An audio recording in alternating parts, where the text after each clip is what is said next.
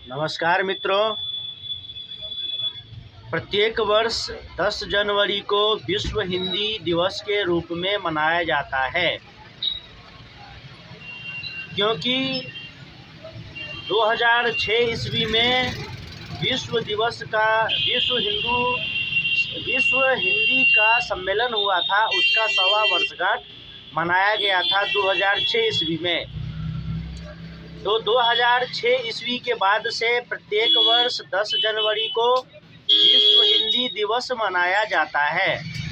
और जब विश्व हिंदी दिवस मनाया जाता है तो इसमें बहुत सारे वक्ता होते हैं जो हिंदी के पक्ष में, हिंदी के प्रचार प्रसार के लिए अपना वक्तव्य देते हैं, लोगों को प्रेरित करते हैं। तो जहाँ तक हिंदी माध्यम के किताबों में देखते हैं तो वहाँ तो भाषा ठीक रहता है, शुद्ध रूप से हिंदी ही होता है।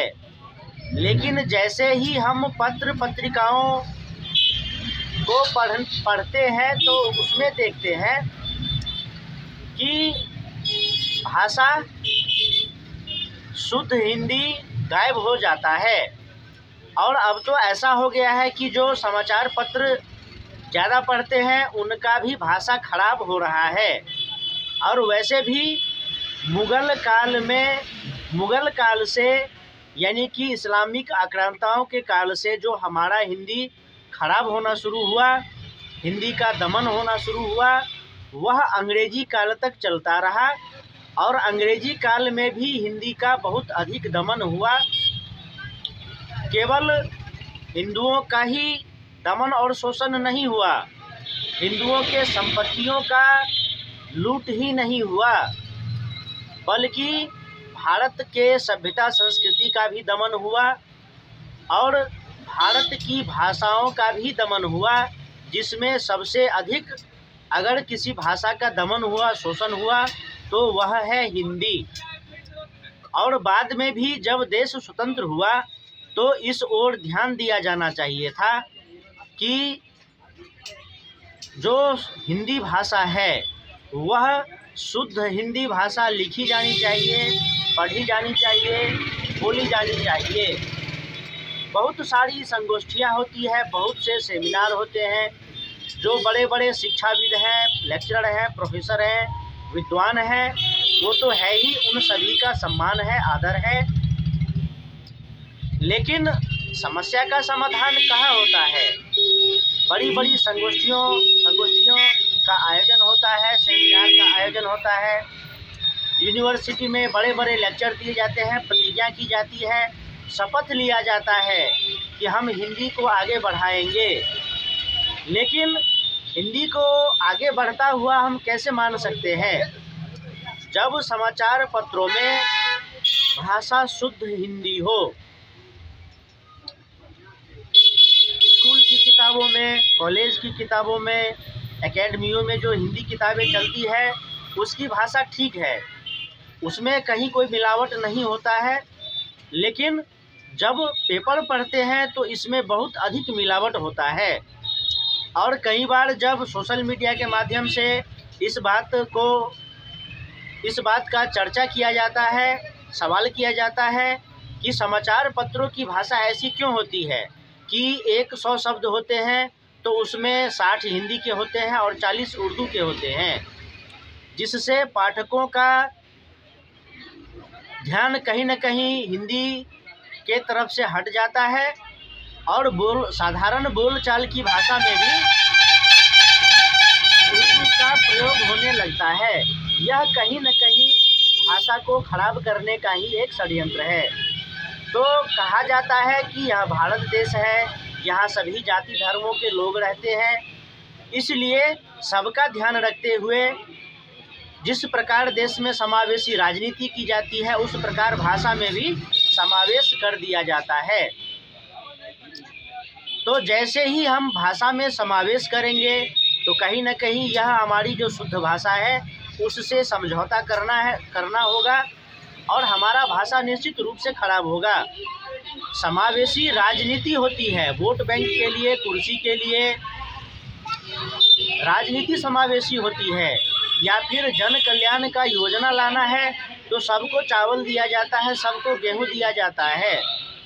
लेकिन जहाँ तक भाषा का प्रश्न है तो हम तो नहीं देखते कि मराठी भाषा में कोई पत्र निकलता है, समाचार पत्र, तो उसमें कोई उर्दू छप जाता है, कोई अंग्रेजी शब्द आ जाता है। ऐसा तो नहीं होता है।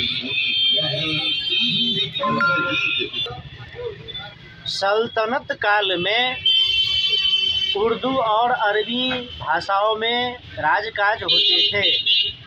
फिर मराठों ने जब हिंदू पद पातशाही का भगवा ध्वज लेकर के इस्लामिक साम्राज्य को मिटाने के लिए निकल पड़े और हिंदवी स्वराज की स्थापना के लिए निकल पड़े, तो उन्होंने सांस्कृतिक पुनर्जागरण का भी प्रयास किया और सांस्कृतिक जागरण के क्रम में उन्होंने भाषा सुधार पर भी ध्यान दिया था।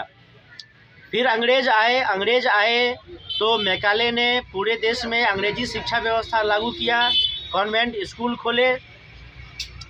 तो एक चीज़ देखते हैं देश में कि जो भी यहाँ शासक आया है, जो भी आक्रांता आया है और अपना शासन स्थापित किया है, उसी के हिसाब से धार्मिक और सांस्कृतिक आयोजन भी होने लगे और उसी प्रकार भाषा पर भी उसका असर हुआ।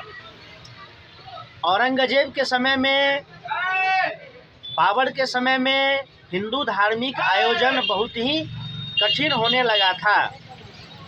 यानी कि धार्मिक सांस्कृतिक हिंदू धर्म को, संस्कृति को का दमन किया गया था, तो उसमें भाषा का भी दमन हुआ।